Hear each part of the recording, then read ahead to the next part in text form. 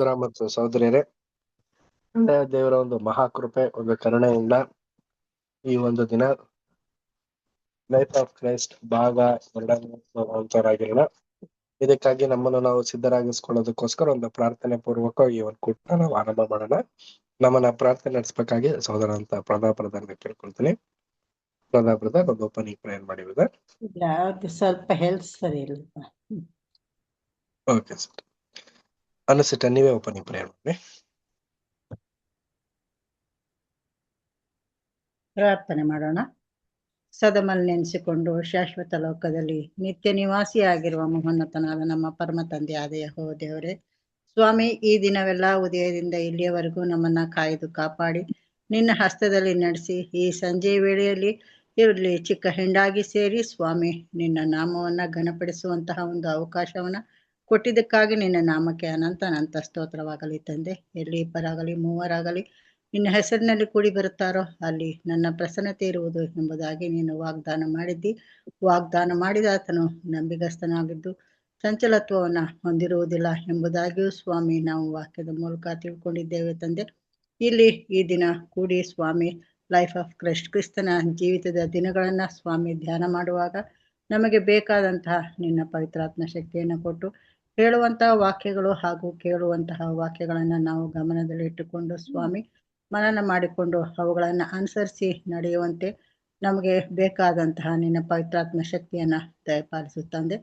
ಸ್ವಾಮಿ, ವಾಕ್ಯ ಸಂದೇಶವನ್ನು ನೀಡಿರುವ ಪ್ರಿಯ ಸಹೋದರರನ್ನು ಸಹ ಆಶೀರ್ವದಿಸು, ಬಲಪಡಿಸು. ಇಲ್ಲಿ ವಾಕ್ಯಕ್ಕಾಗಿ ಕೂಡಿ ಬಂದಿರುವ ಪ್ರತಿಯೊಬ್ಬ ಸಹೋದರ ಸಹೋದರಿಯರನ್ನ ಸ್ವಾಮಿ ನಿನ್ನ ಮೇಲೆ ನೆನಪು ಮಾಡಿಕೊಡುತ್ತೇವೆ. ಎಲ್ಲರನ್ನ ಸ್ವಾಮಿ ಆಶೀರ್ವದಿಸು, ಬಲಪಡಿಸು, ಆರೋಗ್ಯದಿಂದ ತುಂಬಿಸಿ ಕಾಪಾಡು. ಈ ಸಭೆಯ ಆದಿಯೂ ಅಂತ್ಯವೂ ಆಗಿದ್ದು ನೀನೇ ನಡೆಸಿಕೊಡಬೇಕೆಂದು ಒಬ್ಬನೇ ರಕ್ಷಕನೂ ಒಡೆಯನೂ ಆದ ಯೇಸು ಕ್ರಿಸ್ತನ ಮುಖಾಂತರ ಅತ್ಯಂತ ವಿನಯತೆಯಿಂದಲೂ ದೀನತೆಯಿಂದಲೂ ಪ್ರಾರ್ಥಿಸುತ್ತೇವೆ ತಂದೆಯೇ. Amen. Thank you sister.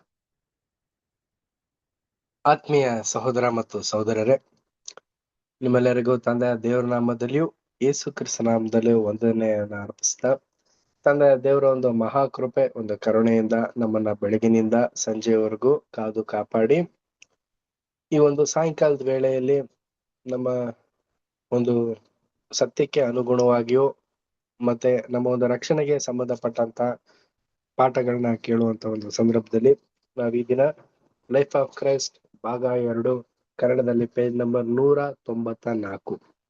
So ಕಳೆದ ವಾರ ನಾವು ನೋಡಿದಂತ ಒಂದು ಪಾಠನೇ ಕಂಟಿನ್ಯೂ ಮಾಡ್ಕೊಂಡು ಹೋಗ್ತಾ ಇದ್ವಿ. ಕಳೆದ ವಾರ ನಾವು ನೋಡಿದ್ದು ಯೇಸು ಕ್ರಿಸ್ತರು ಹೆಚ್ಚು ಕಮ್ಮಿ 1 ಅಲ್ಲ 2 ಅಲ್ಲ 3ನೇ ಸಾರಿ ಮರಣದ ಬಗ್ಗೆ ಮತ್ತೆ ಪುನರುತ್ಥಾನದ ಬಗ್ಗೆ ಶಿಷ್ಯಂದ್ರ ಮಧ್ಯದಲ್ಲಿ ಡಿಸ್ಕಷನ್ ಮಾಡ್ತಿರುವಂತ ಒಂದು ಸಂಗತಿ ಇದು. ಮತ್ತಾಯ, ಮಾರ್ಕ, ಲೂಕ ಅದ್ರಲ್ಲಿ ಬರ್ದಿದ್ರು. ಸೊ ಅಲ್ಲಿ ಯೇಸು ಕ್ರಿಸ್ತರು ತನ್ನ ಶಿಷ್ಯಂದಿರ ಹತ್ರ ಒಂದು ಮಹೋನ್ನತವಾದಂತ ಒಂದು ಪ್ರಶ್ನೆಯನ್ನ ಕೇಳ್ತಾರೆ. ನೋಡಿ, ನಾನ್ ನಿಮ್ಗೆ ಯಾವ ರೀತಿ ಕಾಣಿಸ್ತೀನಿ ಅನ್ನೋ ರೀತಿ, ಮತ್ತೆ ಇನ್ನು ಹಲವಾರು ಪ್ರಶ್ನೆಗಳನ್ನ ಕೇಳ್ತಾರೆ ಪ್ರಿಯರೇ. ಇದನ್ನ ಪುಟ ರೀಪ್ರಿಂಟ್ 5120 ಬರ್ತಿರುವಂತ ಒಂದು ಒಳ್ಳೆ ಪಾಠ. ಈ ದಿನ ನಾವು ನೋಡುವಂತರಾಗಿರೋಣ. ಮಿಗಿಲಾಗಿ ಕಳೆದ ವಾರದವರೆಗೆ ಅಷ್ಟು ನಾವು ನೋಡಿದ್ವಿ. ಈ ವಾರ ಹೆಚ್ಚು ಕಮ್ಮಿ ಒಂದು ವಿಶೇಷವಾದಂತ ಒಂದು ಸಂಗತಿನೇ ಇದೆ, ಅದನ್ನ ನಾವು ಡಿಸ್ಕಷನ್ ಮಾಡೋಣ. ಈ ಒಂದು ಪಾಠ ರೀಡ್ ಮಾಡೋಣ. ಸೈತಾನನೇ, ನನ್ನ ಮುಂದೆ ನಿಲ್ಲಬೇಡ, ನಡೆ. ಹೀಗೆ ಮಾಡುವಲ್ಲಿ ಭಕ್ತನಾದ ಪೇತ್ರನು ದೇವರ ಚಿತ್ತ ಹಾಗೂ ಸಂಕಲ್ಪವನ್ನು ವಿರೋಧಿಸುತ್ತಿದ್ದನು.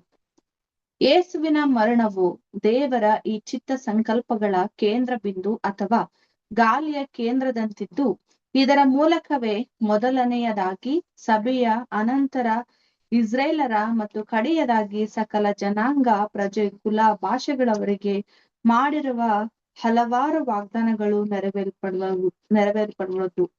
ಈ ದುಷ್ಪ್ರಭಾವಗಳು ತನ್ನ ಯಜ್ಞಾರ್ಪಣೆಯು ಪೂರ್ಣವಾಗುವುದಕ್ಕೆ ಅಡ್ಡಿಪಡಿಸುವವೆಂಬುದನ್ನು ಯೇಸುವು ಗ್ರಹಿಸಿಕೊಂಡಿದ್ದನು.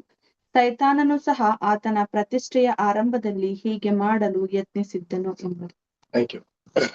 ಆತ್ಮೀಯ ಸಹೋದರ ಮತ್ತು ಸಹೋದರಿಯರೇ, ನೋಡಿ, ಯೇಸು ಕ್ರಿಸ್ತರು ಶಿಷ್ಯಂದರ ಸಂಗಡ ಡಿಸ್ಕಷನ್ ಮಾಡ್ತಾ ಇದ್ದಾರೆ. ಸೊ ಮರಣದ ಬಗ್ಗೆ ಮತ್ತೆ ಪುನರುತ್ಥಾನದ ಬಗ್ಗೆ. ಆದ್ರೆ ಮರಣದ ಬಗ್ಗೆ ಹೇಳ್ತಿದ್ದಂಗೆನೆ ಅಲ್ಲಿದ್ದಂತ ಪೇತ್ರನು ಸಿಡಿದೆದ್ದು ಅಯ್ಯೋ ನಿಮ್ಗೆ ಈ ತರ ಆಗ್ಬಾರ್ದು ಸ್ವಾಮಿ ಅಂತ ಅನ್ಬಿಟ್ಟು ಹೇಳ್ಬಿಡ್ತಾನೆ.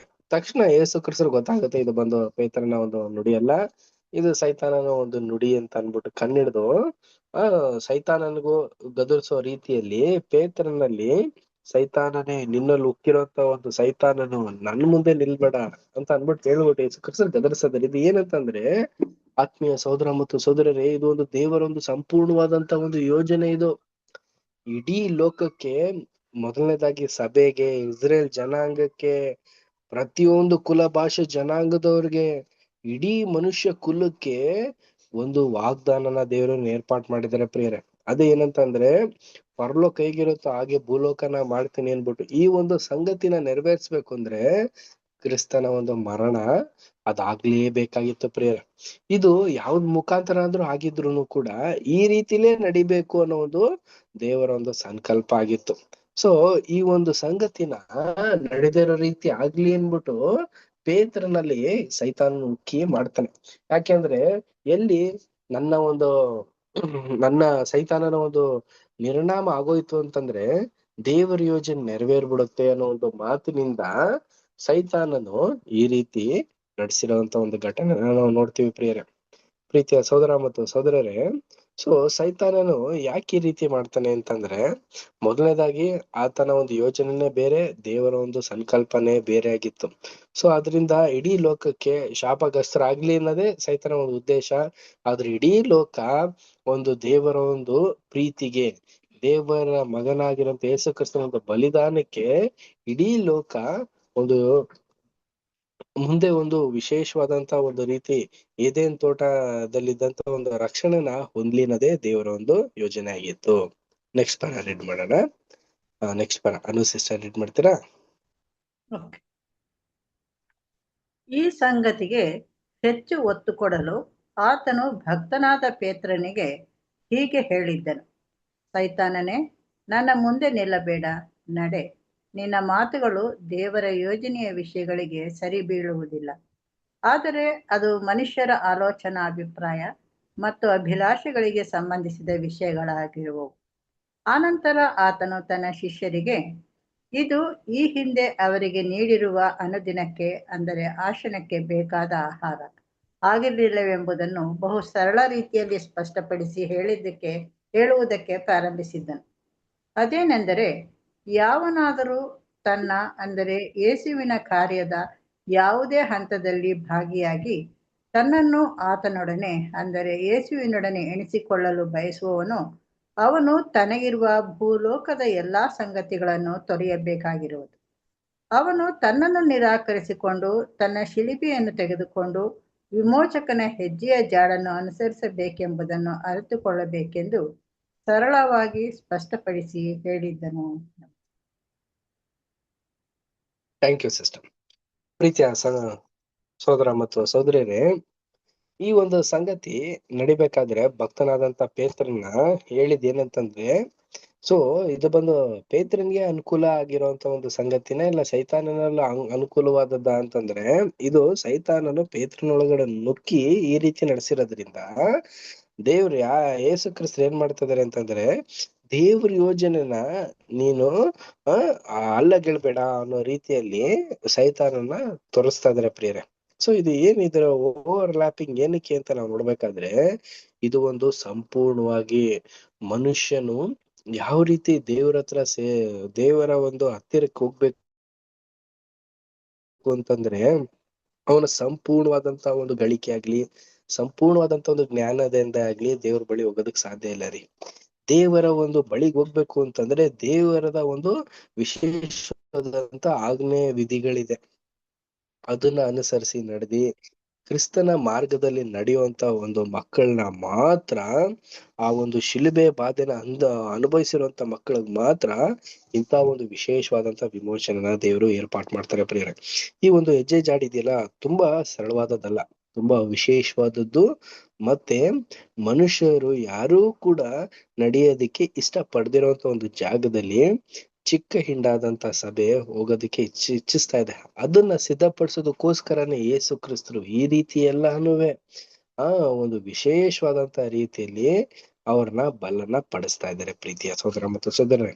ಬರೀ ಅಲ್ಲಿದ್ದಂಥವ್ರಿಗೆಲ್ಲ ರೀ, ಬರೀ ಅಪೋಸ್ತಲಸ್ಗೆ ಮತ್ತೆ ಶಿಷ್ಯಂದಿರಿಗೆ ಅಲ್ಲ, ನಮಗೂ ಕೂಡ ವಾಕ್ಯಗಳಿಂದ ಅನುದಿನವೂ ಯಾವ ರೀತಿ ನಾವು ಆ ಒಂದು ರಾಜ್ಯಕ್ಕೆ ಹೋಗ್ಬೇಕು ಅನ್ನೋ ಒಂದು ಜ್ಞಾನನ ನಮ್ಗೆ ವಾಕ್ಯದ ಮುಖಾಂತರ ಅನುದಿನವೂ ಪೋಷಿಸ್ತಾ ಇದ್ದಾರೆ. ನಾವು ಅದನ್ನ ಓದಿ ಮರೆತು ಬಿಡದಾಗೇನೆ ಅದನ್ನ ಅಂಗೀಕರಿಸಿ ಅದರ ಪ್ರಕಾರ ನಾವು ನಡಿಬೇಕಾಗಿದೆ.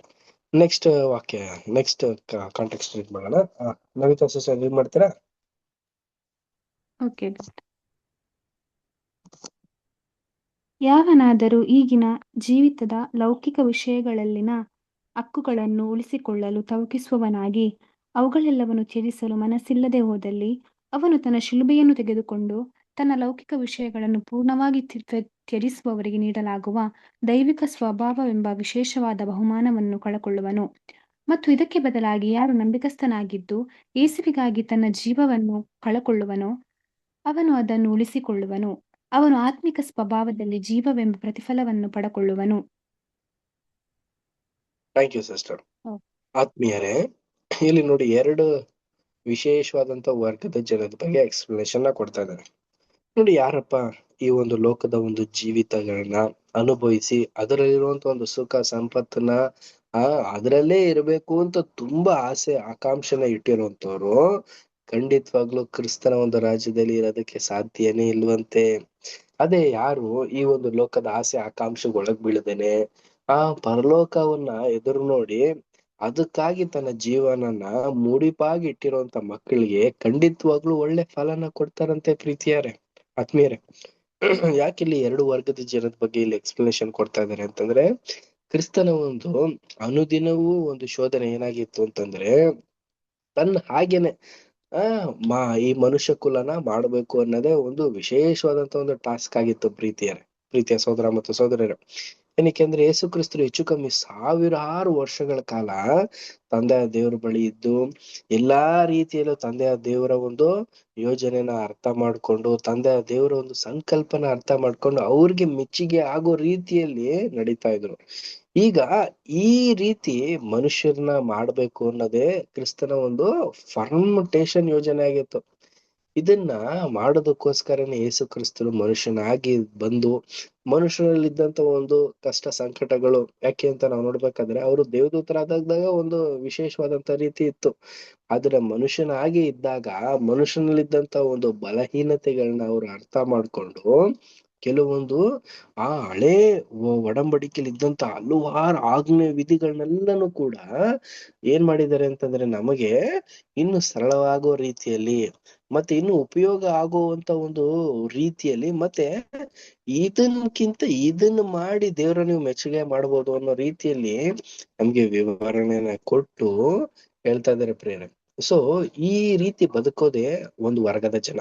ಅದೇ ಇನ್ನೊಂದು ವರ್ಗದ ಜನ ಏನಾಗಿದ್ದಾರೆ ಅಂತಂದ್ರೆ, ಲೌಕಿಕವಾಗಿ ಸೈತಾನನ ಒಂದು ಆಲೋಚನೆಯಿಂದ ಈ ಒಂದ್ ಲೋಕದಲ್ಲಿ ಇದೆಯಲ್ಲ ಮೋಜು ಮಸ್ತಿಗಳನ್ನೆಲ್ಲಾನು ಅನುಭವಿಸಿ ಏನಾಗ್ತಾ ಇದಾರೆ ಅಂದ್ರೆ ನಾಶನಕ್ಕೊಳಗಾಗ್ತಾ ಇದಾರೆ. ಸೊ ನಾವಾದ್ರೂ ನಮ್ಮ ಒಂದು ಒಡಂಬಡಿಕೆನ ನಾವು ಮಾಡ್ಕೊಂಡಿದೀವಿ, ನಮ್ಮೆಲ್ಲರ ಒಂದು ಮನೋನೇತ್ರಗಳನ್ನ ದೇವರು ತೆರೆಸಿದಾರೆ. ಆದ್ರಿಂದ ನಾವು ಮೊದಲನೇ ವರ್ಗದ ಜನರಾಗಿ ದೇವರಿಗೆ ಮೆಚ್ಚುಗೆಯಾಗಿ ನಾವು ನಡೆಯುವಂತರಾಗಿರೋಣ. ಎರಡನೇ ವರ್ಗದ ಜನರಾಗಿ ನಾವು ಆಗದೆ ಕ್ರಿಸ್ತನ್ಗೂ ಮತ್ತೆ ತಂದೆಯ ದೇವರಿಗೂ ನಾವು ಮೆಚ್ಚುಗೆ ತರುವಂತವ್ರಾಗಿರೋಣ. ಕೊನೆಯದಾಗ ಒಂದು ಲಾಸ್ಟ್ ಪ್ಯಾರ ಇದೆ, ನವಿತಾ ಕಂಟಿನ್ಯೂ ಮಾಡ್ಬಿಡ್ತೀರಾ ಅದನ್ನ? ಓಕೆ. ಇದು ಮಾತ್ರವಲ್ಲದೆ ಈಗ ಚಾಲ್ತಿಯಲ್ಲಿರುವ ಈ ತತ್ವವು ಯಾವಾಗಲೂ ಚಾಲ್ತಿಯಲ್ಲಿಯೇ ಇರುವುದು. ಏಕೆಂದರೆ ಯಾವನು ಕೇವಲ ಸ್ವಾರ್ಥಪರನಾಗಿ ತನ್ನ ಸ್ವಂತ ಜೀವವನ್ನು ಮತ್ತು ಅದರ ಅಭಿಲಾಷೆಗಳನ್ನು ಪ್ರೀತಿಸುವವನಾಗಿರುವನೋ ಅವನು ನಿತ್ಯ ಜೀವಕ್ಕೆ ಯೋಗ್ಯನೆಂದು ಎಣಿಸಲ್ಪಡುವುದಿಲ್ಲ. ಆದರೆ ಯಾವನು ಅಗತ್ಯ ಬಿದ್ದಲ್ಲಿ ಕರ್ತನ ಸಲುವಾಗಿ ಪ್ರಾಣವನ್ನು ಅರ್ಪಿಸಿಕೊಳ್ಳುವನೋ ಅವನು ತನ್ನ ಗುಣನಡತೆಗಳ ಮೂಲಕ ನಿತ್ಯ ಜೀವಕ್ಕೆ ಯೋಗ್ಯನೆಂದು ಎಣಿಸಲ್ಪಡುವನು. Thank you sister. ನೋಡಿ, ಸೇಮ್ ಈ ಎರಡು ವರ್ಗದ ಬಗ್ಗೆನೇ ಹೇಳ್ತಾ ಇದಾರೆ. ಈಗ ಪ್ರೆಸೆಂಟ್ ನಾವು ಬದಲಾದ್ರೆ ಖಂಡಿತವಾಗ್ಲೂ ನಮ್ಗೆ ಒಳ್ಳೆ ಒಂದು ಫಲಿತಾಂಶ ಸಿಗುತ್ತೆ. ಅದೇ ನಮ್ಮ ಒಂದು ನಡೆ ನುಡಿಗಳನ್ನೆಲ್ಲನೂ ಕೂಡ ನಾವು ಸರಿಯಾದ ರೀತಿಯಲ್ಲಿ ನಾವು ನಡುಗರಿಸ್ದೆ ನಿತ್ಯ ಜೀವ ನಮಗ್ ಬೇಕು, ದೇವರ ಒಂದು ಸೌಭಾಗ್ಯಕ್ಕೆ ನಾವು ಸೇರ್ಬೇಕು ಅಂತ ಅನ್ಬಿಟ್ಟು ಎಂಡ್ ಆಫ್ ದಿ ಡೇ ನಾವೇನ ಪ್ರಯತ್ನ ಪಟ್ರೆ ಖಂಡಿತವಾಗ್ಲೂ ರಿಸಲ್ಟ್ 0 ಪ್ರಿಯರೇ.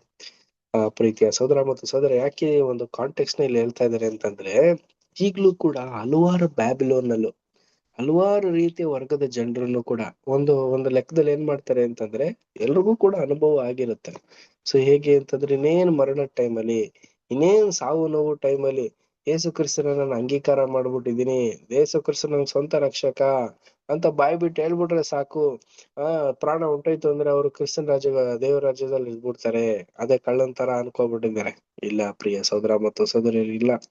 ಈ ರೀತಿ ಎಲ್ಲ ಮಾಡಂಗಾಗಿದ್ರೆ ನಾವು ಕೂಡ ಇಷ್ಟೆಲ್ಲ ಕಷ್ಟಪಟ್ಟು ಶಿಲುಬೆನ ಹೊತ್ಕೊಂಡು ಹೋಗೋದು, ಇಷ್ಟೊಂದು ಜ್ಞಾನನ ಅಭಿವೃದ್ಧಿ ಮಾಡೋದು, ಇಷ್ಟೆಲ್ಲ ಸತ್ಯವೇದ ಅಧ್ಯಯನ ಮಾಡೋದು ಏನು ಉಪಯೋಗ ಇಲ್ಲ ರೀ. ಯಾಕೆ ಅಂತಂದ್ರೆ ಈಗ ನಮ್ಗೆ ಕರಿವಿಕೆ ಸಿಕ್ಕಿದೆ.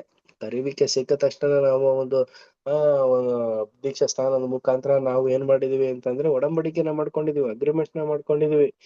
ಈ ಅಗ್ರಿಮೆಂಟ್ ಮಾಡ್ಕೊಂಡಾದ್ಮೇಲೆ ನಾವು ನಡೆದ್ ಇಲ್ಲೇ ತೋರಿಸ್ಬೇಕು.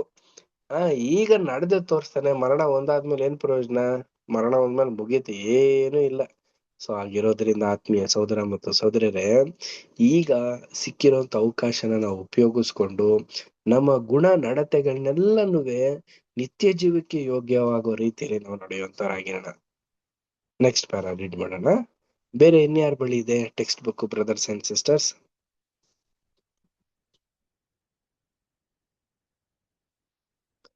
ದಿವ್ಯಾ ಸಿಸ್ಟರ್ ಲೈನ್ ಅಲ್ಲಿ ಇದ್ದಾರಾ?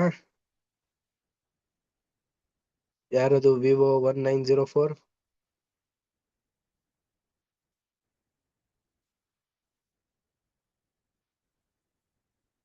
ಓಕೆ, ಬೇರೆ ಯಾರ ಹತ್ರ ಇಲ್ವಾ text book?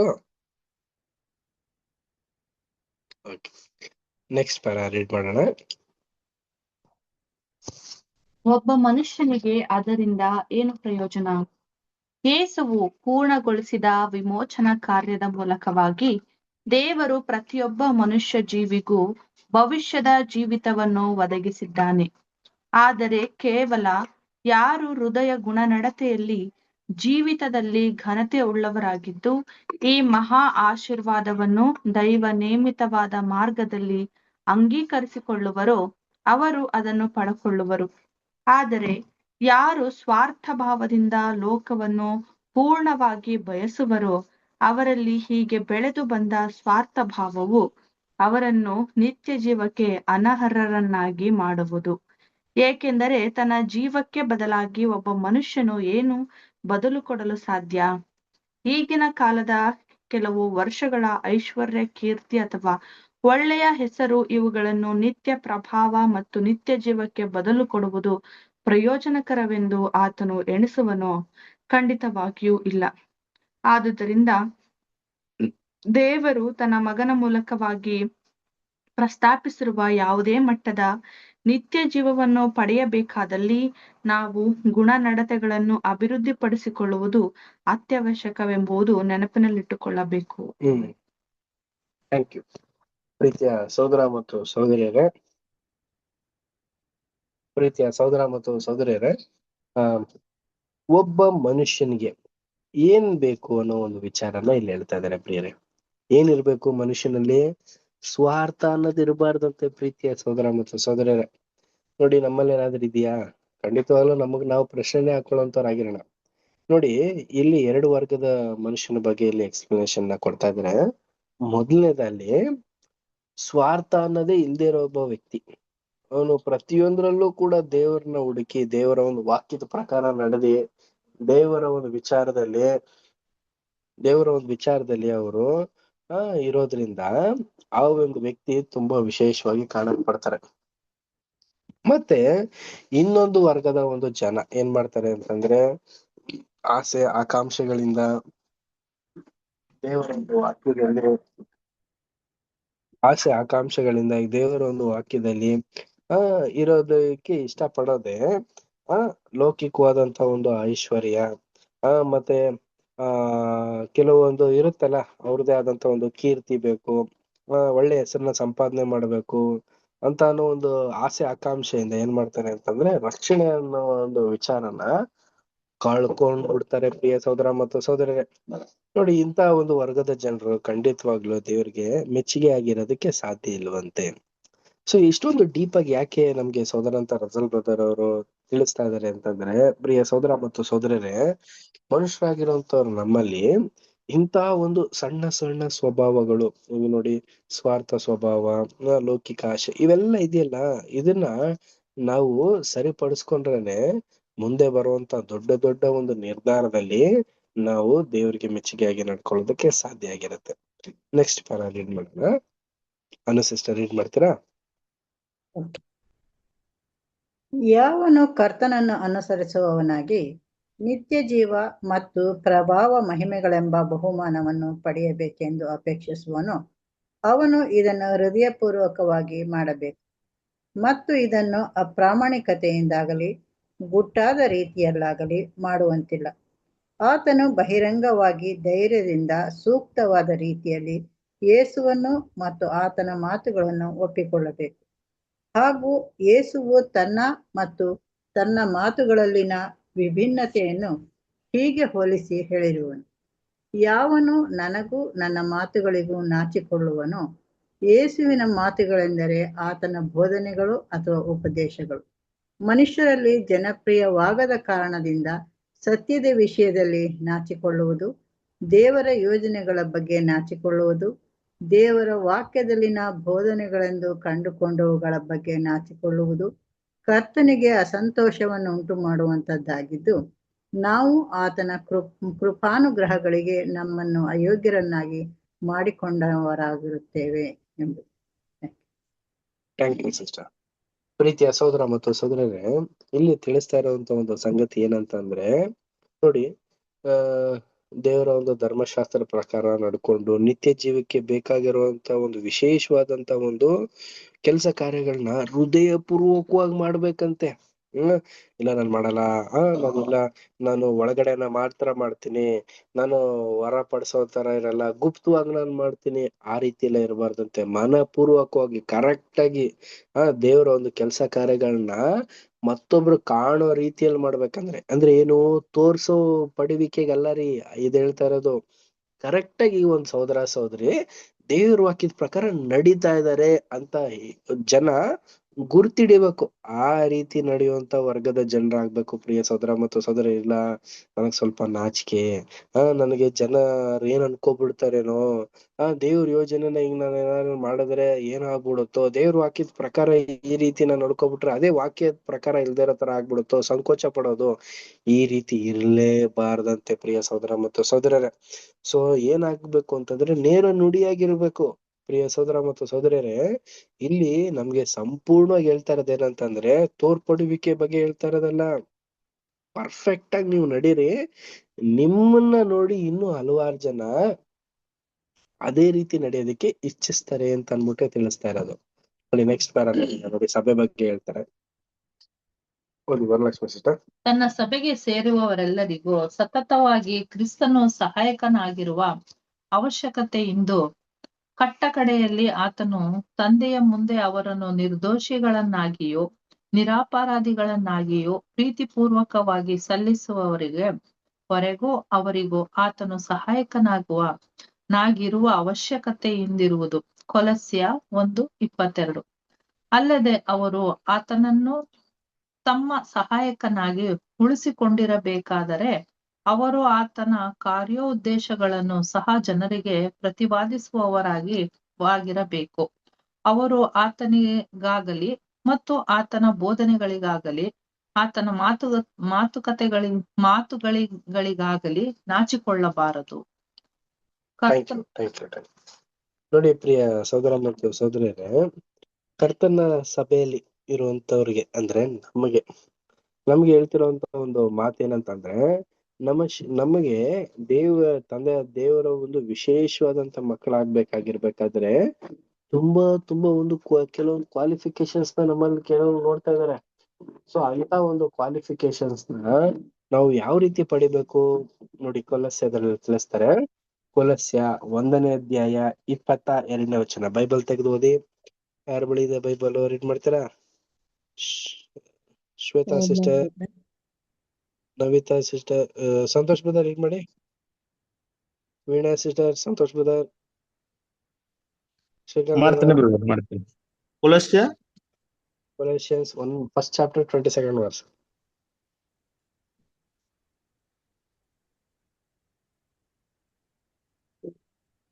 First chapter words brother. 22ನೇ ವಚನ.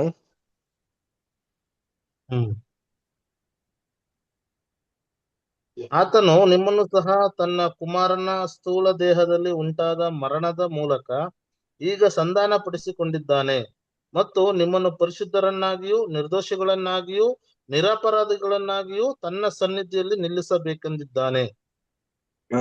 Thank you sister, thank you brother. So ಇದು ಯಾವ ವರ್ಗದ ಜನ ಅಂತಂದ್ರೆ ಪರಲೋಕ ಹೋಗುವಂತ ವಿಶೇಷವಾದಂತ ವರ್ಗದ ಜನರ ಬಗ್ಗೆ ಮಾತಾಡ್ತಾ ಇರೋದು. ಸೊ ಏನಂತಂದ್ರೆ ನಮ್ಮ ಒಂದು ಅಪ್ಪುಗಳು ಖಂಡಿತವಾಗ್ಲೂ ಕಣ್ಣ ಮುಂದೆ ಇದೆ. ತಂದೆ ದೇವ್ರಿಗೆ ಕಂಪ್ಲೀಟ್ ಕ್ರಿಸ್ಟಲ್ ಕ್ಲಿಯರ್ ಆಗಿರ್ಬೇಕು. ಬಟ್ ನಮ್ಮ ಒಂದು ತಪ್ಪು ಮರಗಳನ್ನೆಲ್ಲ ಕ್ರಿಸ್ತನ ಒಂದು ರಕ್ತದಿಂದ ವಿಮೋಚಿಸಿ ನಮ್ಗೆ ಒಂದು ಅವಕಾಶಗಳನ್ನ ಏರ್ಪಾಟ್ ಮಾಡಿ ಸಭೆ ಮಕ್ಕಳಾಗಿ ನಮ್ಮನ್ನ ವೃದ್ಧಿಪಡಿಸಿ ಆ ಒಂದು ವಿಶೇಷವಾದಂತ ವರ್ಗದ ಜನರಾಗಿ ನಮ್ಮನ್ನ ಮಾಡೋದಕ್ಕೋಸ್ಕರ ಯೇಸು ಕ್ರಿಸ್ತರು ಏನ್ ಮಾಡ್ತಾ ಇದಾರೆ ಅಂತಂದ್ರೆ ಇಷ್ಟೆಲ್ಲಾ ಪ್ರಯತ್ನನ ಪಡ್ತಾ ಇದಾರೆ ಪ್ರಿಯರೇ.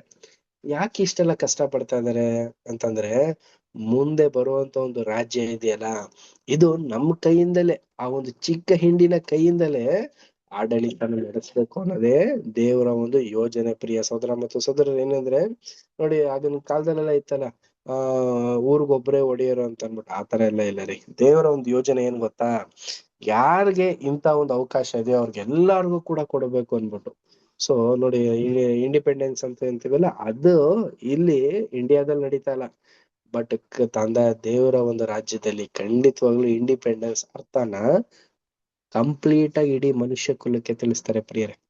ಸೊ ಆಗಿರೋದ್ರಿಂದ ಜನರಿಗೆಲ್ರಿಗೂ ಕೂಡ ಈ ಒಂದು ಅವಕಾಶನ ಸಿಕ್ಕಿ ಜನರೆಲ್ರೂ ಕೂಡ ಈ ರೀತಿ ನಡ್ಕೊಂಡ್ರೆ ಇಂತ ಒಂದು ಪದವಿಗೆ ನಾವು ಯೋಗ್ಯರ ಕಾಣಿಸ್ತೀವಿ ಅನ್ನೋ ಅಂತ ಒಂದು ಹಂಬಲತೆ, ಒಂದು ವಿಶೇಷವಾದಂತ ರೀತಿ ಒಂದು ಉತ್ತೇಜನ ಇರೋದನ್ನ ನಾವಿಲ್ಲಿ ನೋಡ್ತೀವಿ ಪ್ರಿಯರೇ. ಸೊ ನೆಕ್ಸ್ಟ್ ಪ್ಯಾರಾ ರೀಡ್ ಮಾಡೋಣ. Next para Navita sister read ಮಾಡ್ತೀರಾ?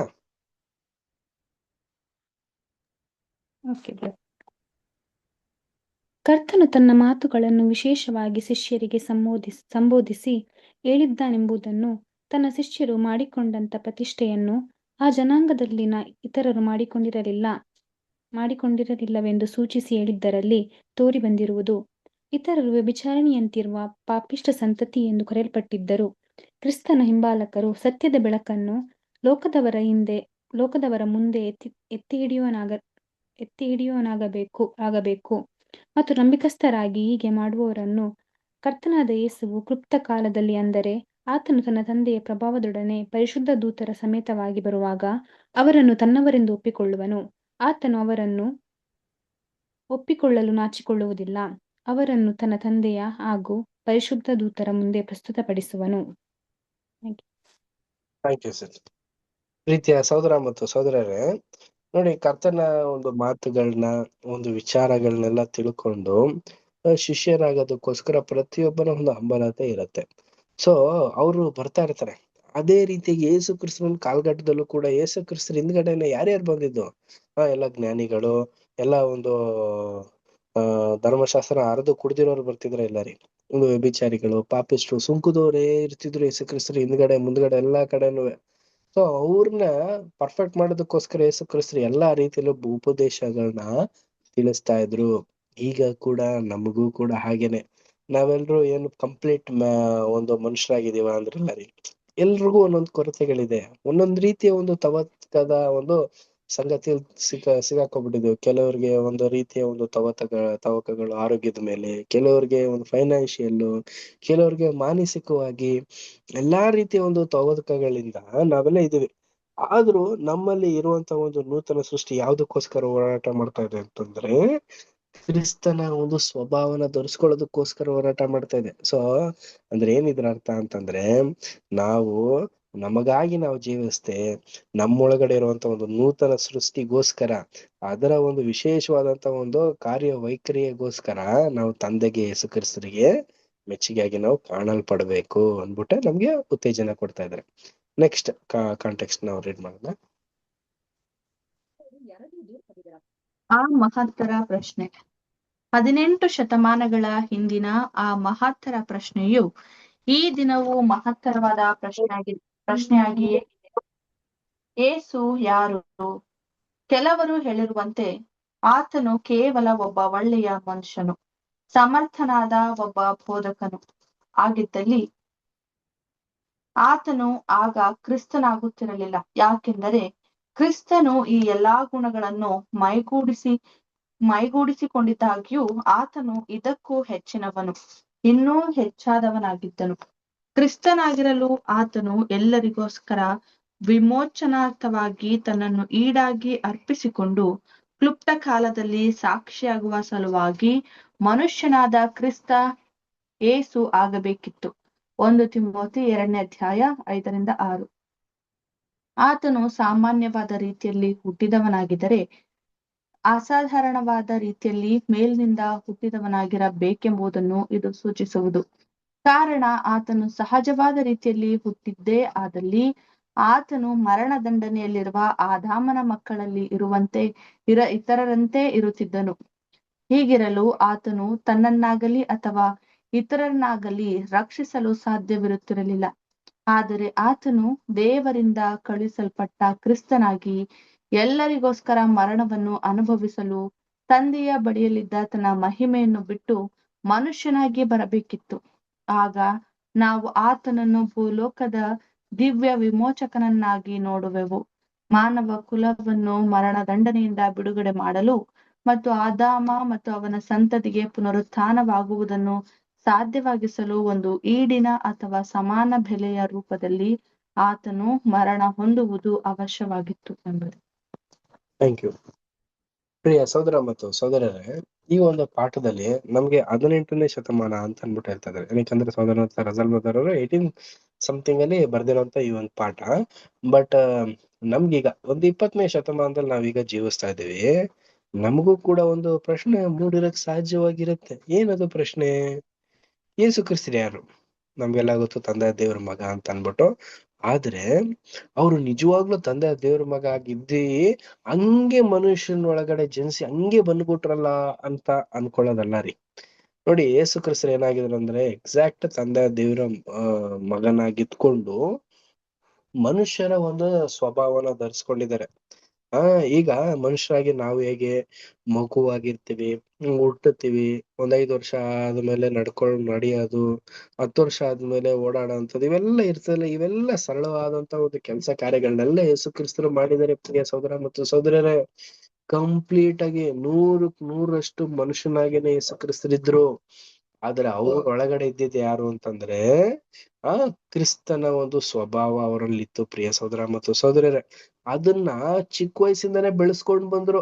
ಸೊ ಇಲ್ಲಿ ಏನು ಹಂಗೆ ಮಿರಾಕಲ್ ಆಗ್ಬಿಟ್ಟು ಹಂಗೆ ತಕ್ಷಣ ಅವ್ರಿಗೆಲ್ಲ ಫುಲ್ಫಿಲ್ಮೆಂಟ್ ಆಗುವಂತ ಒಂದು ಅಧಿಕಾರ ಸಿಗ್ಲಿಲ್ಲ. ಪ್ರಿಯ ಸಹೋದರ ಮತ್ತು ಸಹೋದರರೇ, ಮನುಷ್ಯನಲ್ಲಿ ಇದ್ದಂತ ಒಂದು ದುರ್ಬಲತೆಗಳನ್ನೆಲ್ಲ ನೋಡಿದ್ದಾರೆ. ಮನುಷ್ಯನಿಗೆ ಹೆಂಗೆ ಹಸುವಾಗ್ತಿತ್ತು, ಮನುಷ್ಯನಿಗೆ ಹೆಂಗೆ ಕೋಪ ಬರ್ತಿತ್ತು, ಮನುಷ್ಯನಿಗೆ ಹೆಂಗೆ ಎಲ್ಲಾ ರೀತಿಯ ಒಂದು 12 ವಿಧವಾದಂತ ಒಂದು ಗುಣಗಳೆಲ್ಲ ಇದೆ. ಇದನ್ನೆಲ್ಲ ಯೇಸು ಕ್ರಿಸ್ತನಲ್ಲೂ ಬಂದಿದೆ ಪ್ರಿಯರೇ.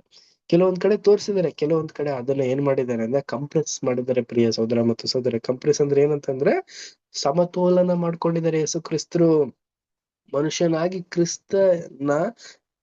ಕ್ರಿಸ್ತ ಯೇಸು ಅಂತ ಅನ್ಬಿಟ್ಟು ನಮ್ಗೆ 1 ತಿಮೋಥಿ 2:5 ಹೇಳ್ತಾರೆ.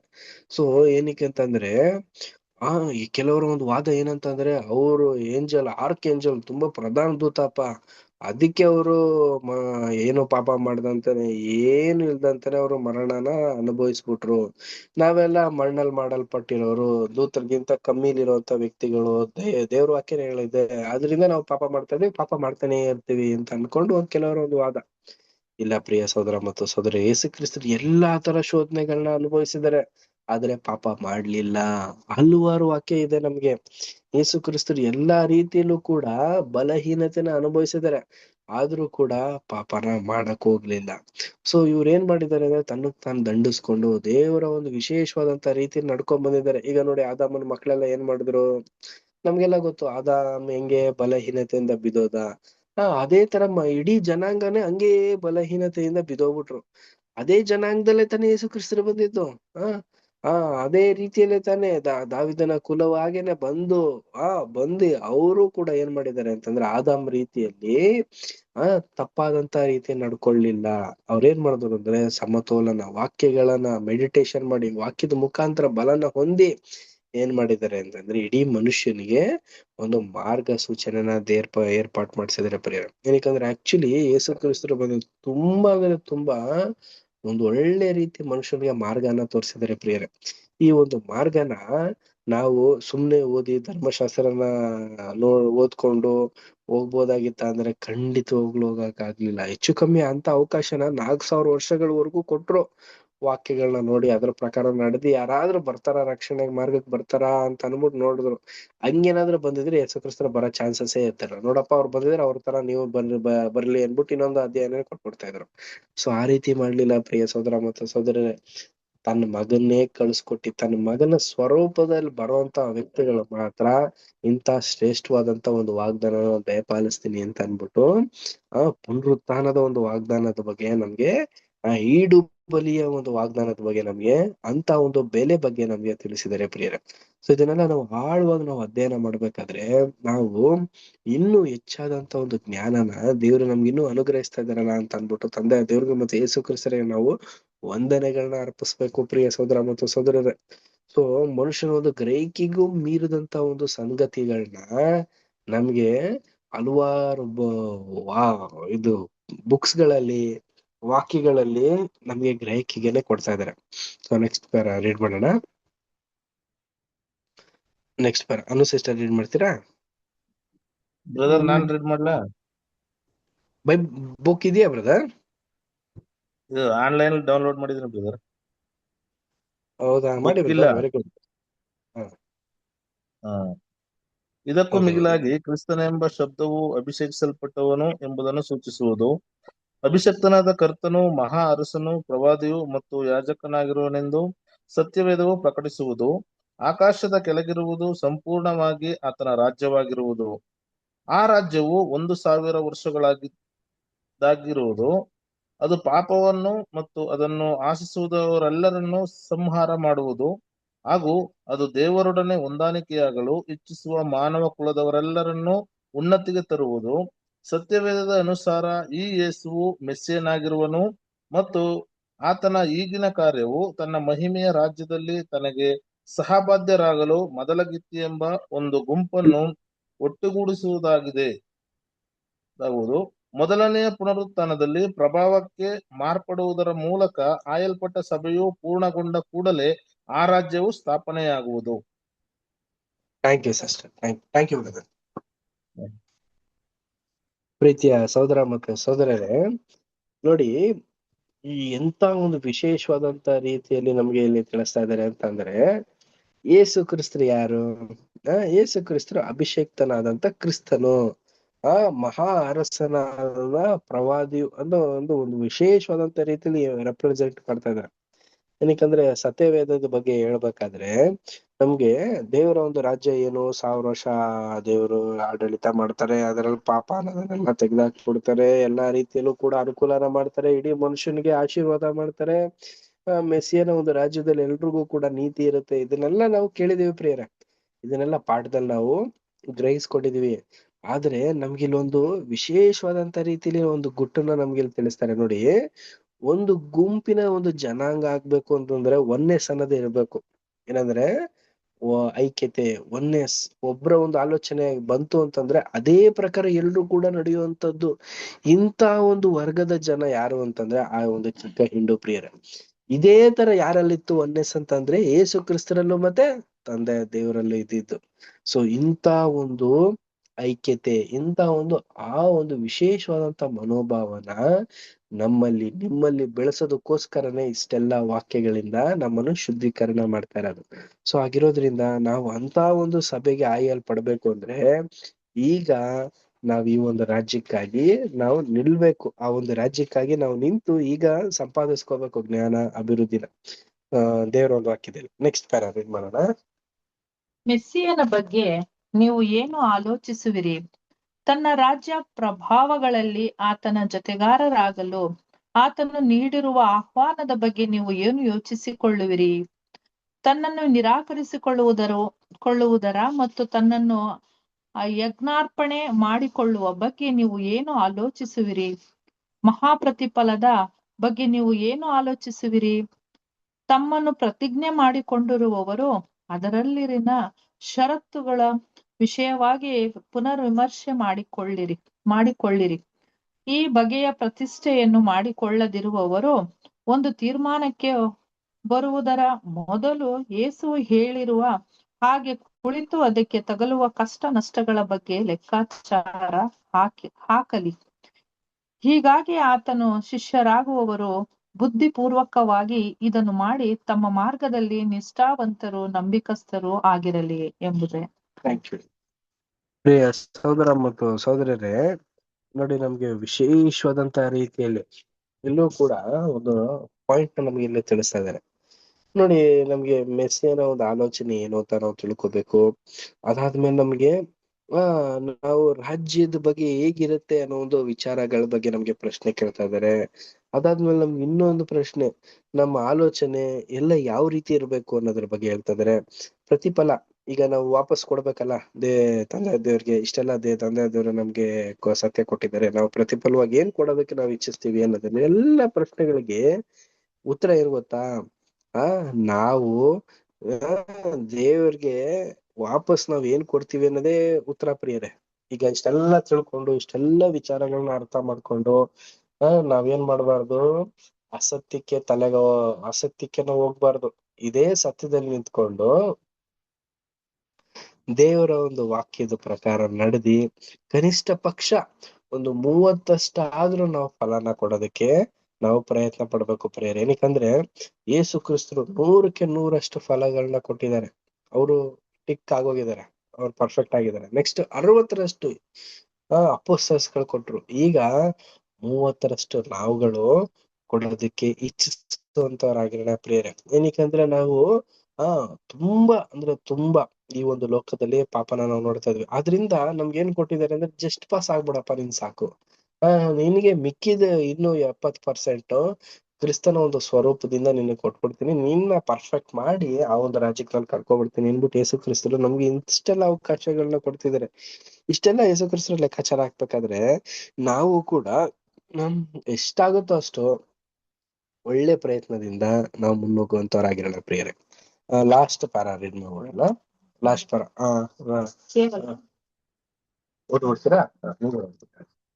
ಕೇವಲ ದೇವರು ಕ್ರಿಸ್ತನಲ್ಲಿ ಉನ್ನತ ಸ್ಥಾನಕ್ಕೆ ಕರೆದಿರುವುದನ್ನು, ಅಂದರೆ ಪರಲೋಕದ ಬಾಧ್ಯತೆಗೆ ಕರೆದಿರುವುದನ್ನು ಗ್ರಹಿಸಿಕೊಂಡಿರುವವರು ಮಾತ್ರ, ಇಂಥವರು ಮಾತ್ರ ನಾವು ಪ್ರತಿಷ್ಠೆ ಮಾಡಿಕೊಂಡಾಗ ಆರಂಭ ಮಾಡಿದ ಓಟವನ್ನು ಸ್ಥಿರಚಿತ್ತದಿಂದ ಓಡಲು ಅಗತ್ಯವಾದ ಪ್ರೋತ್ಸಾಹ ಪ್ರೇರಣೆಗಳನ್ನು ಹೊಂದಿರುವುದು.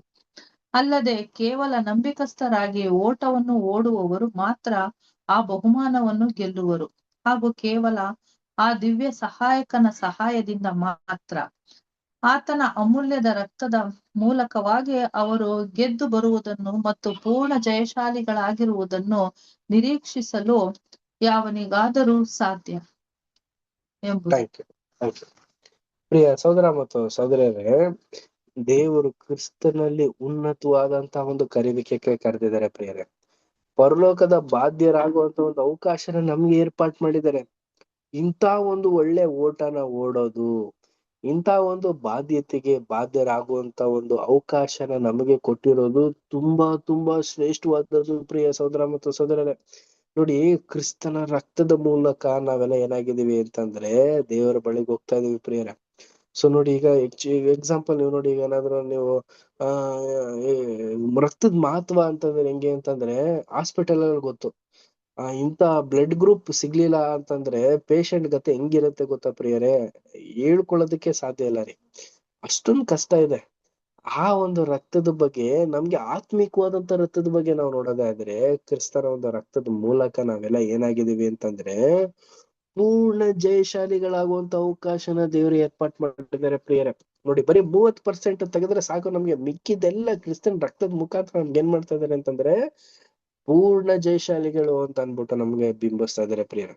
ಸೊ ಇಷ್ಟೆಲ್ಲಾ ಪಾಠಗಳನ್ನ ನಾವು ನೋಡೋದು, ಇಷ್ಟೆಲ್ಲಾ ವಾಕ್ಯಗಳನ್ನ ನಾವು ಓದೋದು, ಇಷ್ಟೆಲ್ಲಾ ಗೂಢಾರ್ಥಗಳನ್ನ ನಾವು ತಿಳ್ಕೊಳ್ಳೋದು ಯಾಕೆ ಅಂತಂದ್ರೆ ನಮ್ಮನ್ನ ನಾವು ಸರಿಪಡಿಸ್ಕೊಂಡು ದೇವರ ಒಂದು ರಾಜ್ಯದಲ್ಲಿ, ಕ್ರಿಸ್ತನ ಒಂದು ಸ್ವಭಾವದಲ್ಲಿ, ಕ್ರಿಸ್ತನ ಮಧ್ಯದಲ್ಲಿ ಇರುವಂತ ಒಂದು ಅವಕಾಶ ಇಡೀ ಲೋಕಕ್ಕೆ ಮತ್ತೆ ಇದೇ ಒಂದು ಅವಕಾಶನ ಏರ್ಪಾಟ್ ಮಾಡೋದು ಕ್ರಿಸ್ತನ ಒಂದು ಯೋಜನೆನ ಸಂಪೂರ್ಣವಾಗಿ ನೆರವೇರಿಸೋದಿದೆಯಲ್ಲ, ಇದು ತುಂಬಾ ವಿಶೇಷವಾದದ್ದು. ಸೊ ಇದನ್ನೆಲ್ಲ ನಾವು ಮಾಡೋದಕ್ಕೆ ಯೋಚಿಸೋಣ, ಆಲೋಚಿಸೋಣ. ಈ ಒಂದು ವಿಚಾರದಲ್ಲಿ ನಾವು ಹೆಚ್ಚಾಗಿ ದೇವರ ಒಂದು ಸನ್ನಿಧಾನದಲ್ಲಿ ನಾವು ಇರುವಂತರಾಗೋಣ. ಏನಕ್ಕಂದ್ರೆ ನಮ್ಮ ಒಂದು ಪ್ರಾರ್ಥನೆಯಲ್ಲೂ ಕೂಡ ನಾವೇನ್ ಮಾಡ್ಬೇಕು ಅಂತಂದ್ರೆ, ನಮ್ಮ ಒಂದು ರಕ್ಷಣೆಗೆ ಸಂಬಂಧಪಟ್ಟಂತ ರೀತಿಯಲ್ಲಿ ಪ್ರಾರ್ಥನೆಗಳನ್ನ ನಾವು ಮಾಡ್ಕೋಬೇಕು ಪ್ರಿಯರೇ. ಬಲಹೀನರಾಗಿರುವಂತವ್ರು ನಾವು ಯಾವ ವಿಚಾರದಲ್ಲಿ ನಾವು ಬಲಹೀನತೆನ ಹೊಂದಿದೀವಿ ಅನ್ನೋದನ್ನ ನಾವು ತಿಳ್ಕೊಂಡು ಅದ್ರ ಮುಖಾಂತರ ನಾವು ಜಯಶಾಲಿಗಳಾಗ್ಬೇಕು. ನೋಡಿ, ಒಂದು ವಾಕ್ಯ ಓದ್ಬಿಡೋಣ. 1 ತಿಮೋತಿ 2:5 ಮತ್ತೆ 6 ವಚನ ಓದಿ. ಅದ್ರಲ್ಲಿ ಒಂದು ಪಾಯಿಂಟ್ ಇದೆ, ಅದನ್ನ ಟಚ್ ಮಾಡೋಣ. 1 ತಿಮೋತಿ 2ನೇ ಅಧ್ಯಾಯ 5 ಮತ್ತೆ 6 ವಚನ. ಓದ್ಲಾ ಬ್ರದರ್? ಶಾಂತಮ್ಮ ಸಿಸ್ಟರ್ ರೀಡ್ ಮಾಡಿ ಸಿಸ್ಟರ್. ಓದ್ಲಾ ಬ್ರದರ್? ಓದಿ ಸಿಸ್ಟರ್, ಓದಿ. ಯಾಕಂದರೆ ದೇವರು ಒಬ್ಬನೇ, ದೇವರಿಗೂ ಮನುಷ್ಯರಿಗೂ ಮಧ್ಯಸ್ಥನು ಒಬ್ಬನೇ, ಆತನು ಮನುಷ್ಯನಾಗಿರುವ ಕ್ರಿಸ್ತ ಯೇಸುವೆ. ಆತನು ಎಲ್ಲರ ವಿಮೋಚನಾರ್ಥವಾಗಿ ತನ್ನನ್ನು ಒಪ್ಪಿಸಿಬಿಟ್ಟನು.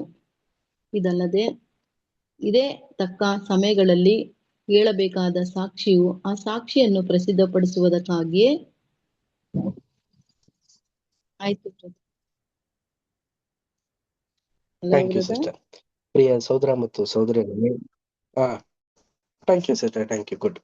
ಪ್ರೀತಿಯ ಸಹೋದರ ಮತ್ತು ಸಹೋದರಿಯರೇ, ನೋಡಿ, ಇಷ್ಟೆಲ್ಲಾ ಒಂದು ಪಾಠ ನಾವು ನೋಡ್ಬೇಕಂದ್ರೆ ಕನ್ಕ್ಲೂಷನ್ ಅಲ್ಲಿ ನಾವೇನ್ ನೋಡ್ತೀವಿ ಅಂತಂದ್ರೆ, ನೋಡಿ, ದೇವರು ಒಬ್ರೇ ಪ್ರಿಯರೇ. ದೇವರಿಗೂ ಮತ್ತೆ ಮನುಷ್ಯರಿಗೂ ಮಧ್ಯಸ್ಥಕರು ಯೇಸು ಕ್ರಿಸ್ತರು ಒಬ್ರೇನೆ. ಅವ್ರು ಎಷ್ಟು ಕಷ್ಟ ಪಡ್ತಾ ಇದಾರೆ ಗೊತ್ತಾ? ನಮ್ಮನ್ನೆಲ್ಲ ತಂದೆ ಬಳಿ ಕರ್ಕೊಂಡು ಹೋಗ್ಬೇಕು ಅಂತ ಅಂದ್ಬಿಟ್ಟು ಯೇಸು ಕ್ರಿಸ್ತರಿಗೆ ಗೊತ್ತು. ಇಷ್ಟೆಲ್ಲ ಕಷ್ಟ ಅನುಭವಿಸಿ, ನಮಗೋಸ್ಕರ ಅನುಭವಿಸಿ ಏನ್ ಮಾಡ್ತಾ ಇದಾರೆ, ತಂದೆ ಬಳಿಗೆ ನಮ್ಮನ್ನ ಕರ್ಕೊಂಡು ಹೋಗ್ತಾ ಇದಾರೆ. ಯಾಕೆ ಅಂತಂದ್ರೆ ಇಡೀ ಲೋಕಕ್ಕೆ ಆಶೀರ್ವಾದ ಉಂಟಾಗ್ಲಿ, ಇಡೀ ಲೋಕ ತಂದೆಯ ಒಂದು ಸ್ವಭಾವನ ತಿಳ್ಕೊಳ್ಳಿ, ತಂದೆಯ ದೇವರ ಒಂದು ವಿಶೇಷವಾದಂತ ಗುಣದಲ್ಲಿ ಎಲ್ರು ಕೂಡ ಬೆರೀಲಿ, ತಂದೆ ಪ್ರೀತಿನ ಎಲ್ರು ಕೂಡ ಅನುಭವಿಸ್ಲಿ ಅನ್ಬಿಟ್ಟನೆ ಕ್ರಿಸ್ತನ ಒಂದು ಆಸೆ ಪ್ರಿಯರೇ. ನೋಡಿ, ಈಗ ಒಂದ್ ಕುಟುಂಬದಲ್ಲಿ ಒಬ್ಬ ದೊಡ್ಡ ಮಗ ಇರ್ತಾನೆ, ಒಬ್ಬ ಚಿಕ್ಕ ಮಗ ಇರ್ತಾನೆ ಅನ್ಕೊಳ್ಳಿ. ದೊಡ್ಡ ಮಗ ಯಾವ ರೀತಿ ಪ್ರಯತ್ನ ಪಡ್ತಾ ಇದ್ದಾನೆ ಅಂತಂದ್ರೆ, ಚಿಕ್ಕ ಮಗನ್ನೂ ಕೂಡ ತಂದೆ ಬಗ್ಗೆ ತುಂಬಾ ಕೊಡ್ತಾ ಇದ್ದಾನೆ. ಆದ್ರೆ ಚಿಕ್ಕ ಮಗ ಹೇಳೋ ಮಾತೇ ಕೇಳಲ್ಲ. ಹಿಂಗಿದ್ರೆ ಹೆಂಗಿರುತ್ತೆ? ಹಾಗೇನೆ ಇಡೀ ಲೋಕದಲ್ಲಿ ನಾವೆಲ್ರು ಏನಾಗಿದೀವಿ? ಚಿಕ್ಕ ಮಕ್ಕಳಾಗಿದೀವಿ. ಸೊ ನಮ್ಗೆ ಅಣ್ಣನ ಸ್ಥಾನದಲ್ಲಿರುವಂತ ಯೇಸು ಕ್ರಿಸ್ತರು ಏನ್ ಮಾಡ್ತಾ ಇದಾರೆ ಅಂದ್ರೆ, ತಂದೆ ಪ್ರೀತಿನ ಅವರು ತಿಳ್ಕೊಂಡಿದ್ದಾರೆ, ಅರ್ಧ ಕುಡಿದ್ಬಿಟ್ಟಿದ್ದಾರೆ. ಅದೇ ಒಂದು ಸ್ವಭಾವದಲ್ಲಿ ನಮ್ಮನ್ನೂ ಕೂಡ ಬರ್ಸೋದಕ್ಕೋಸ್ಕರ ತುಂಬಾ ಅಂದ್ರೆ ತುಂಬಾ ಪ್ರಯತ್ನ ಪಟ್ಟು ವಾಕ್ಯದ ಮುಖಾಂತರ ನಮ್ಗೆ ಅನುದಿನವೂ ಪೋಷಿಸ್ತಾ ಇದಾರೆ. ಸೊ ಆಗಿರೋದ್ರಿಂದ ನಾವೆಲ್ರು ಪ್ರಯತ್ನ ಪಡೋಣ. ನಾವು ಯಾವುದೇ ಕಾರಣಕ್ಕೂ ಹಿಂಜರಿದೆ ನಮ್ಮ ಒಂದು ಪ್ರಶ್ನೆ ಏನಾಗಿರ್ಬೇಕು ಅಂದ್ರೆ, ನಾನ್ ರಕ್ಷಣೆನ ಸಾಧಿಸ್ಕೋತೀನಿ ಅನ್ನೋ ಒಂದು ಪ್ರಶ್ನೆಗೆ ನಾವು ಪ್ರಶ್ನೆ ಆಗಿರದೆ ಉತ್ತರ ಆಗಿರೋಂತವ್ರಾಗಿರೋಣ. ಇಲ್ಲಿಗೆ ಇವತ್ತಿನ ಒಂದು ಪಾಠ ನಾವು ನಿಲ್ಸೋಂತರಾಗೋಣ. ಮುಂದಿನ ವಾರ ತುಂಬಾ ಒಂದು ವಿಶೇಷವಾದಂತ ಒಂದು ಪಾಠ ಇರುತ್ತೆ. ಈ ತುಂಬಾ ಒಂದು ಒಂದು ವಿಶೇಷವಾದಂತ ರೀತಿಯಲ್ಲಿ ಪ್ರಕಾಶ ರೂಪ ಹೊಂದಿದ್ದು ಯೇಸು ಕ್ರಿಸ್ತರು. ಯಾರ ಮುಂದೆ? ಪೇತ್ರ, ಯಾಕೋಬ, ಯೋಹಾನ್ರು ಇರ್ತಾರಲ್ಲ, ಪ್ರಾರ್ಥನೆ ಮಾಡ್ತಿದ್ದಂಗೆ ಯೇಸು ಕ್ರಿಸ್ತರು ಹಂಗೆ ಪ್ರಕಾಶ ಹೊಂದ್ಬಿಡ್ತಾರೆ ಅನ್ನೋ ಒಂದು ಪಾಯಿಂಟ್ ಇದೆಯಲ್ಲ, ಇದ್ರಲ್ಲಿ ತುಂಬಾ ಡೀಪ್ ಆಗಿರೋ ಒಂದು ಸ್ಟಡಿನ ನೆಕ್ಸ್ಟ್ ವೀಕ್ ನಾವು ವಾಕ್ಯನ ಓದಿ ನೆಕ್ಸ್ಟ್ ವೀಕ್ ನಾವು ಮೆಡಿಟೇಷನ್ ಮಾಡೋಣ. ತುಂಬಾ ಚೆನ್ನಾಗಿರುತ್ತೆ ಆ ಒಂದು ಕ್ಲಾಸ್ನ. ಮುಂದಿನ ವಾರ ನಾವು ನೋಡುವಂತ ದೇವ್ರ ಈ ವಾಕ್ಯಗಳನ್ನ ಆಶೀರ್ವದಿಸ್ಲಿ. ಕೊನೆಯದಾಗಿ ಒಂದು ಪ್ರಾರ್ಥನೆ ಮಾಡಿ ಈ ಒಂದು ಕೂಟ ನಾವು ಅಂತ್ಯ ಮಾಡೋಣ. ನನ್ನ ಪ್ರಾರ್ಥನೆ ನಡೆಸಬೇಕಾಗಿ ಸೋದರ ಅಂತ ಮೋಹನ್ ರಾಜ್ ಬ್ರದರ್ನ ಕೇಳ್ಕೊಡ್ತೀನಿ. ಮೋಹನ್ ರಾಜ್ ಬ್ರದರ್ ಒಂದು ಎಣ್ಣೆ ಪ್ರೇ ಮಾಡ್ತೀರಾ? ಓಕೆ ಬ್ರದರ್, ಕೇಳಿಸ್ತಾ ಬ್ರದರ್? ಕೇಳಿಸ್ತಾ. ಪ್ರಾರ್ಥನೆ ಮಾಡಿಕೊಳ್ಳೋಣ. ನಮ್ಮನ್ನು ಬಹಳವಾಗಿ ಪ್ರೀತಿ ಮಾಡಿಕೊಂಡು ಬಂದಿರತಕ್ಕಂತ ನಮ್ಮ ಪರಲೋಕದ ಜೀವುಳ ನಮ್ಮ ತಂದೆಯ ದೇವರೇ, ಮತ್ತೊಂದಾವರ್ತಿ ನಿನಗೆ ಕೃತಜ್ಞತೆ. ಈ ಸಂಜೆ ವೇಳೆಯಲ್ಲಿ ತಂದೆಯ ದೇವರೇ, ಲೈಫ್ ಆಫ್ ಕ್ರೈಸ್ಟ್ ಎಂತಕ್ಕಂಥ ಸಬ್ಜೆಕ್ಟಿನ ಅನೇಕ ವಿಷಯಗಳನ್ನು ಬ್ರದರ್ ಅವ್ರ ಮೂಲಕ ನಮ್ಗೆ ತಿಳಿಪಡಿಸಿದಕ್ಕಾಗಿ ನಿಮ್ಗೆ ಸ್ತೋತ್ರ ದೇವರೇ. ಇನ್ನೂ ಕಲಿಯಕ್ಕಿರುವಂತ ಅನೇಕ ವಿಷಯಗಳನ್ನು ನಾವು ಕಲಿಯಕ್ಕೆ ನಮ್ಗೆ ಸಹಾಯ ಮಾಡು, ಮತ್ತು ಅವ್ರಿಗೆ ಕೂಡ ಜ್ಞಾನವನ್ನು ಕೊಟ್ಟು ಕಲಿಸ್ಲಿಕ್ಕೆ ಬೇಕಂತ ಆತ್ಮನ ಬಲವನ್ನು ಅವ್ರಿಗೆ ಕೊಟ್ಟು ನಡೆಸಿ ಅಂತ ಬೇಡ್ಕೊಳ್ತೇವೆ. ಮಾತ್ರವಲ್ಲದೆ ತಂದೆಯ ದೇವರೇ, ಅವರನ್ನು ನಿನ್ನ ಸೇವೆಯಲ್ಲಿ ಉಪಯೋಗಿಸಿರಿ, ಅವರ ಕುಟುಂಬವನ್ನು ಆಶೀರ್ವದಿಸಿರಿ ಎಂಬುದಾಗಿ ನಾವು ಬೇಡಿಕೊಳ್ಳುತ್ತೇವೆ. ಮಾತ್ರವಲ್ಲದೆ ಸೇರಿ ಬಂದಿರತಕ್ಕಂಥ ಎಲ್ಲಾ ಮತ್ತು ಸಹೋದರಿಯರೆಲ್ಲರನ್ನು ಎಲ್ಲ ಕುಟುಂಬಗಳನ್ನು ನೀನು ಆಶೀರ್ವದಿಸಿ ಬಲಪಡಿಸು. ಈ ರಾತ್ರಿ ನಮ್ಮನ್ನು ಸುಖಕರ ನಿದ್ರೆಯಲ್ಲಿ ನಡೆಸಿರಿ. ನಾಳಿನ ಒಂದು ಹೊಸ ದಿನ ನೋಡುವಂತ ಭಾಗ್ಯ ನಮ್ಮೆಲ್ಲರಿಗೆ ದಯಪಾಲಿಸ್ಬೇಕೆಂದು ಯೇಸು ಕ್ರಿಸ್ತನ ನಾಮದಲ್ಲಿ ಬೇಡುವುದಿದೆ ಪರಲೋಕದ ಜೀವುಳ್ಳ ನಮ್ಮ ತಂದೆ ದೇವರೇ. Amen. Thank you brother. Thank you brother. Thank you brother. Thank you brother. ಎಲ್ಲಾ brothers and sisters ಗೆ ಬ್ರದರ್ಸ್ ಅಂಡ್ ಎಲ್ಲ ಸಿಸ್ಟರ್ಸ್ ಬ್ರದರ್ ಅಂಡ್ ನಮಸ್ತೆ. ಸಿಸ್ಟರ್ ನಮಸ್ತೆ ನಮಸ್ತೆ ಬ್ರದರ್. ನಮಸ್ತೆ ಬಾಯ್ ಬ್ರದರ್. ಎಲ್ಲರಿಗೂ ನಮಸ್ತೆ brother. Brother good night. ನಮಸ್ತೆ brothers and sisters, good night. ಎಲ್ಲಾ ಬ್ರದರ್ಸ್ ಸರ್ ನಮಸ್ತೆ, ಹೇಗಿದ್ದೀರಾ? ಚೆನ್ನಾಗಿದ್ದೀರಾ? Brother good night. ನಮಸ್ತೆ. ಚೆನ್ನಾಗಿದ್ದೀನಿ ಬ್ರದರ್, ನೀವ್ ಹೇಗಿದ್ದೀರಾ? ಶುಭರಾತ್ರಿ. ನಮಸ್ತೆ ಎಲ್ಲರಿಗೂ. ನಮಸ್ತೆ ರೇಷ್ಮಾ ಸಿಸ್ಟರ್, ನಮಸ್ತೆ ಮಂಜುಳಾ ಸಿಸ್ಟರ್, ನಮಸ್ತೆ. ನಮಸ್ತೆ ಬ್ರದರ್. ನಮಸ್ತೆ. Good night Anand brother, Kamalamma sister, Navita sister. ನಮಸ್ತೆ ಬ್ರದರ್, ಎಲ್ಲ ಬ್ರದರ್ಸ್ ನಮಸ್ತೆ brother, good night all brothers and sisters, good night. Good night brothers and sisters. ನಮಸ್ತೆ ಬ್ರದರ್ಸ್ ಅಂಡ್ ಸಿಸ್ಟರ್ಸ್. ನಮಸ್ತೆ ಎಲ್ಲರಿಗೂ. ನಮಸ್ತೆ ಎಲ್ಲ ಬ್ರದರ್ಸ್. ನಮಸ್ತೆ.